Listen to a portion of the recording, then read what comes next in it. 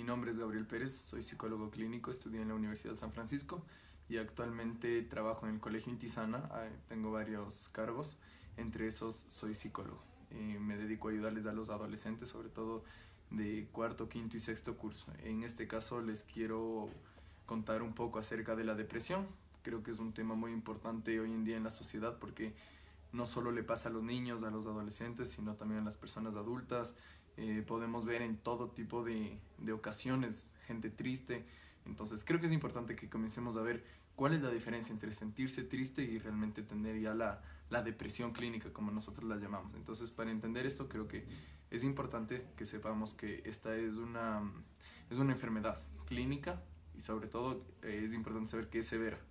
No significa sentirse triste, como diríamos aquí en Quito, algo bajoneados por algún tema en específico, terminé con mi novio, con mi novia, o no gané un torneo de fútbol, sino va mucho más allá. ¿Cómo nosotros podemos saber más o menos de esto? ¿Cuáles serían nuestros síntomas? Para empezar, cambia todo lo que es nuestros hábitos, es decir, o duermo demasiado, o más bien no estoy durmiendo nada. Mucha gente lo expresa como insomnio, o más bien mucha gente solo lo único que prefiere es estar durmiendo todo el tiempo. Ustedes podrán ver en sus hijos, en alguien cercano a ustedes. Como también la comida. Ya podrán ver ustedes que, claro, me siento triste, estoy bajoneado, no quiero comer absolutamente nada, o más bien mucha gente se comienza a sentir depresivo, se vuelve un poco ansioso, son enfermedades muy comórbidas, entonces comienzan a comer muchísimo. Entonces cambia, es importante que vayamos viendo que cambia el hábito de la dormida, del alimento. La persona se comienza a sentir vacío, comienza a sentirse súper triste, las cosas pierden su sentido, cosas que realmente nosotros disfrutábamos de hacerlas, tal vez el deporte, tal vez el estudio, dejamos de disfrutar ese tipo de cosas. ¿Qué también nos puede pasar? Nos sentimos cansados todo el tiempo. No necesariamente el sueño, pero sí con los ánimos sobre el piso, nos sentimos sin esperanzas, estamos irritables todo el tiempo. Ustedes pueden ver que una persona pasa como desapercibida, está cansada, cuando nosotros realmente le decimos algo, se regresa y de repente explota. Entonces, claro, nos podemos quedar sin entender mucho qué hacer. Puede asociarse con dolores de cabeza, calambres, problemas digestivos y lo más importante, y yo creo que aquí sí es una alerta a la sociedad, es la ideación suicida.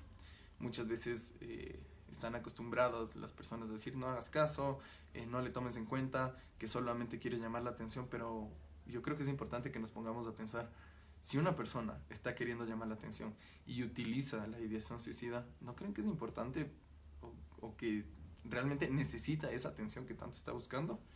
Entonces creo que para empezar deberíamos entenderla así a la depresión, ¿ok?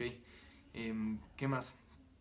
También tenemos que entender que existen síntomas, existen señales que nos llaman la atención, aparte de la comida, la dormida, sino simplemente las cosas del diario vivir, como están no sé si son estudiantes, cómo están en notas, si son en el trabajo, cómo ha cambiado su rendimiento.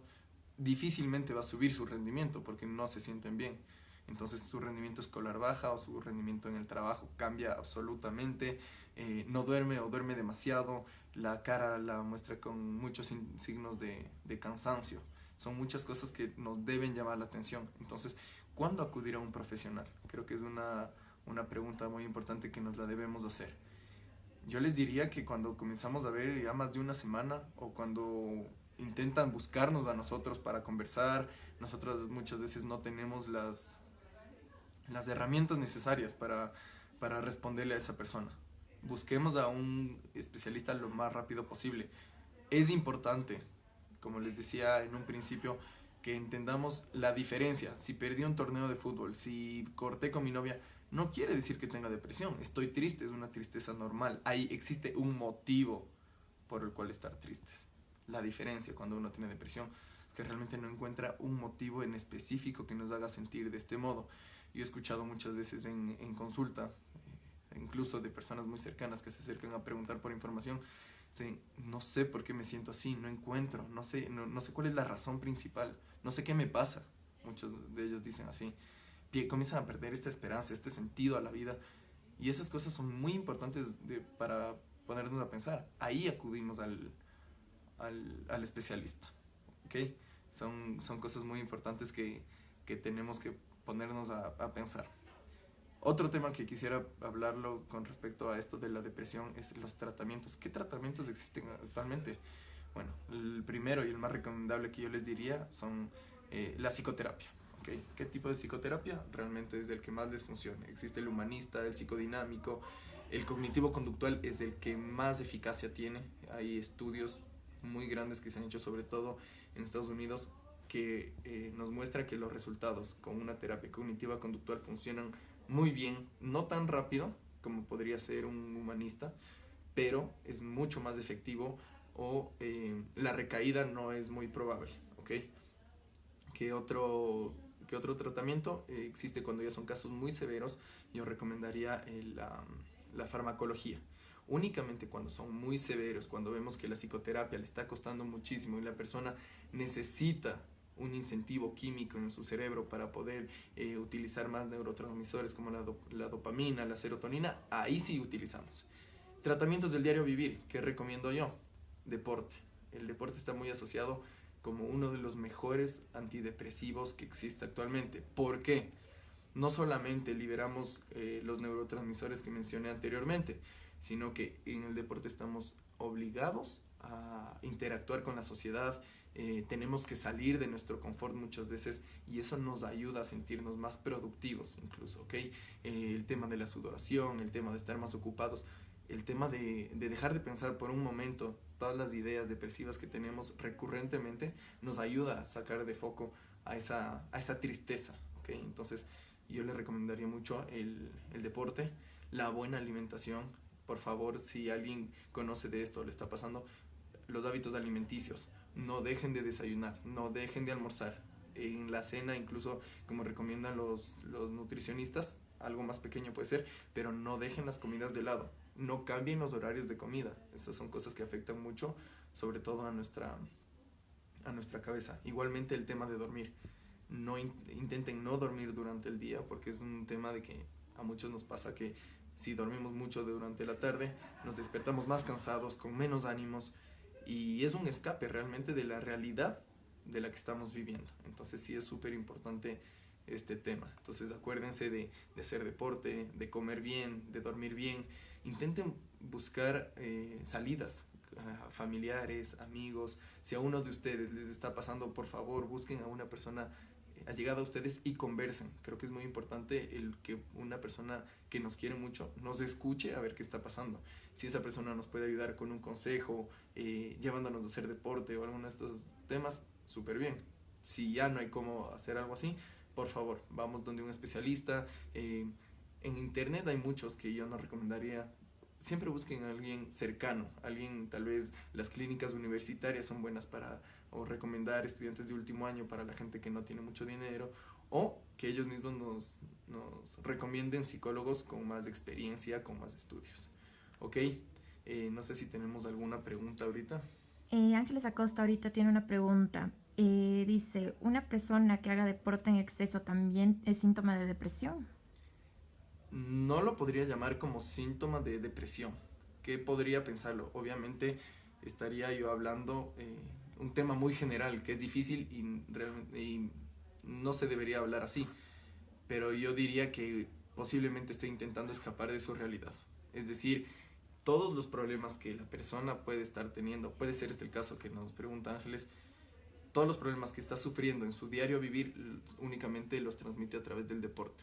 Que sea eso depresión, no lo llamaría así, porque como digo, generalmente la depresión nos lleva a aislarnos de la sociedad, nos lleva a querer pasar botados en la cama, sin ánimos, que esté pasando por momentos difíciles o tenga cosas difíciles, completamente entendible, pero no necesariamente es depresión. Buenísimo.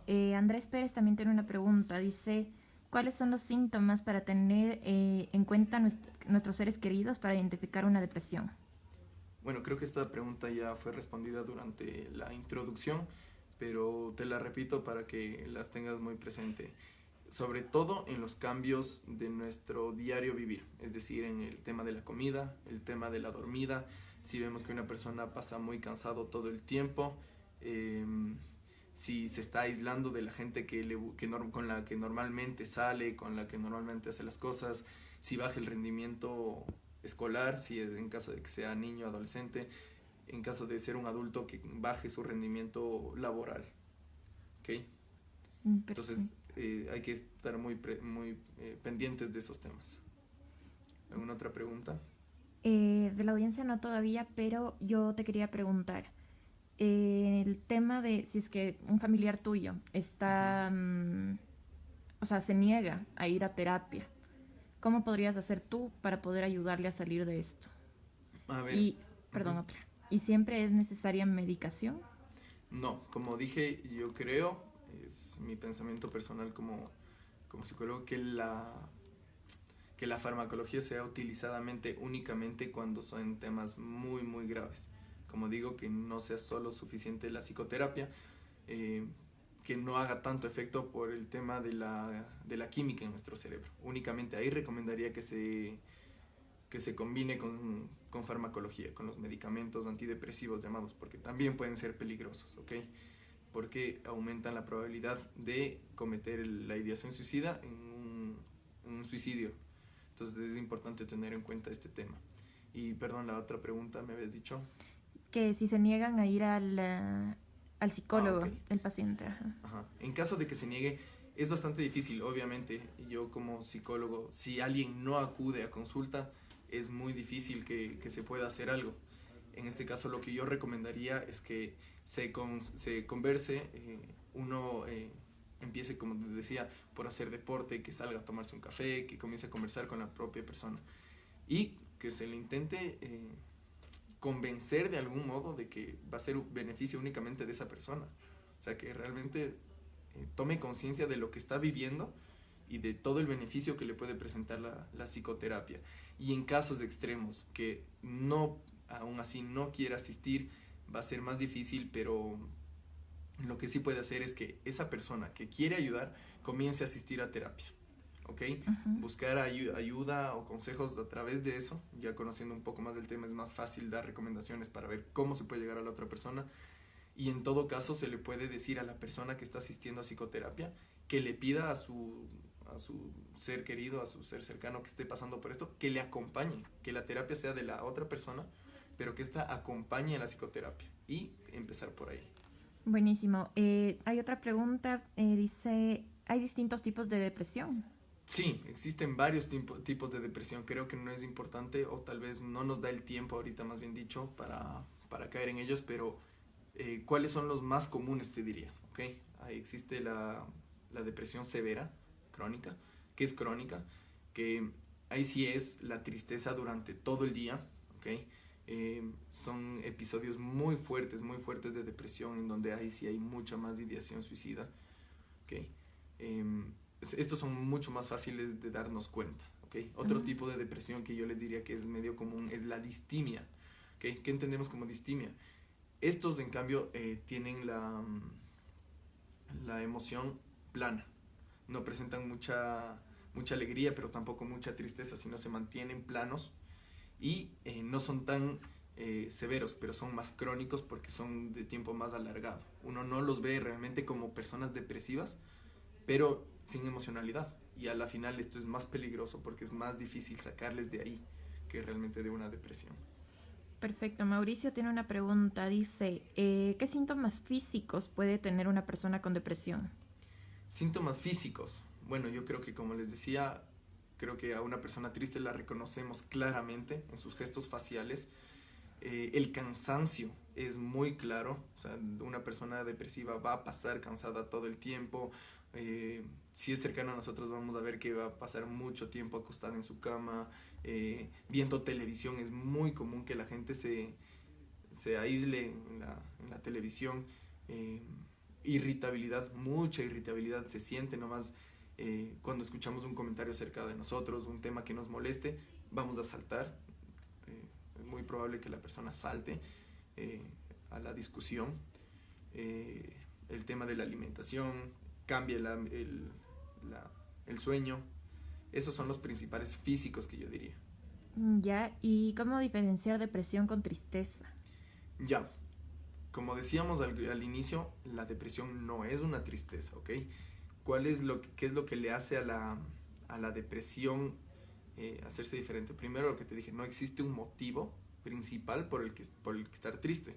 A diferencia de una persona que acaba de tener una ruptura amorosa, perdió un campeonato de su deporte, su equipo no ganó, es normal sentir tristeza. Entonces, estamos un poco desilusionados, estamos pasando por yo diría, un cierto dolor. Entonces, la tristeza está ahí presente y la tristeza después de un tiempo pasa, ¿ok? Una persona normal puede tener días mejores y peores, y dentro de estos peores uno se puede sentir triste, es completamente normal. ¿Qué es lo que pasa con la depresión? Es mucho más crónico, por lo que es mucho más alargado, los episodios son mucho más claros. Una persona triste puede no querer comer ese momento. Una persona con depresión no va a querer comer nunca, o más bien va a querer comer todo el tiempo, ¿ok? Los síntomas son mucho más graves y mucho más claros, ¿ok? Y como decía, lo principal es que no existe una razón por la que estar triste. Simplemente la persona no encuentra sentido a todo lo que está viviendo o todo lo que está pasando. Buenísimo. ¿Y tal vez hay algún centro que recomiendes o es mejor una terapia personal? No entiendo Bueno, como centros, te diría, los centros están los psicólogos. Entonces, igualmente, tendría psicoterapia individual. Existen diferentes tipos de psicoterapias. Puede ser la familiar, pero en este caso habría que ver cuál es el motivo por la que una persona se siente triste. Entonces hay que iniciar con la psicoterapia personal. Entonces, ¿qué recomiendo yo? Como les decía, acercarse sobre todo a las clínicas universitarias.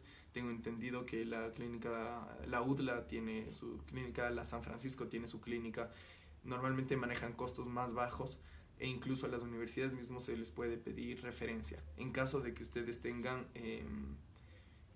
personas cercanas a ustedes que hayan estudiado psicología, algún psicólogo cercano, no les recomiendo que se traten con esa persona, porque no se recomienda por ningún lado, pero sí pedirle alguna referencia. Incluso tengo entendido que en la Universidad de los Hemisferios también tienen algún centro donde tienen ayuda no solamente a los estudiantes, sino a la comunidad en sí. Entonces les recomendaría por ahí que inicien por las universidades, que son los que manejan los profesionales que están más actualizados. La depresión postparto es muy común. No sé si decirte común, te diría que es normal, ¿ok? Hay que entender que el cuerpo de la mujer ha cambiado mucho, ha tenido un cambio hormonal muy fuerte, sus hábitos han cambiado completamente, o sea, puede haber sido una persona muy activa y por el tema de que acaba de dar a luz, tiene que quedarse en casa, tiene que cuidarse mucho más, ya existe una persona que está dependiendo de ella, entonces pasa muchísimo. Aquí les recomendaría, apóyense con sus personas más cercanas, llamen a sus primas, a sus hermanas, a sus mamás, a sus amigos, salgan a caminar, busquen que haya gente que les ayude cuidándole al bebé. Es importante que salgan a tomar aire fresco, que se ocupen de sus cosas, que no descuiden el resto de sus intereses que tenían antes de eso, de dar a luz. Entonces es importante, es un tema que podríamos toparlo en algún otro momento, con más tiempo. Bueno, así vamos con la última pregunta. ¿Una depresión puede afectarte al sistema digestivo, darte problemas de gastritis o colon irritable? Sí, por supuesto. Pueden haber dos motivos principales. El uno, como te decía, cambian tus hábitos alimenticios o dejas de comer, te da mucha gastritis porque tu estómago pasa vacío, y cambian todos tus hábitos. Al cambiar tus hábitos, cambia absolutamente todo en tu cuerpo. O el otro, existe una cosa que se llama somatizar. ¿Qué quiere decir esto? Es que nuestros dolores emocionales o cognitivos se convierten en dolores físicos. Entonces realmente sí sufres cambios en tu cuerpo, pero es un tema emocional. Entonces ahí muchas veces se va donde el médico y el médico dice no pasa nada, absolutamente nada, estás normal. Entonces uno inmediatamente tiene que acudir donde el psicólogo, y generalmente son problemas emocionales que uno los trabaja y inmediatamente la gastritis quedaría curada. Perfecto, Gabriel. Eso sería todo entonces. Muchísimas gracias por ayudarnos con esta transmisión en vivo para tu salud. Con mucho gusto. Y esperamos tenerte pronto con nosotros. Nos vemos pronto. Chao a todos.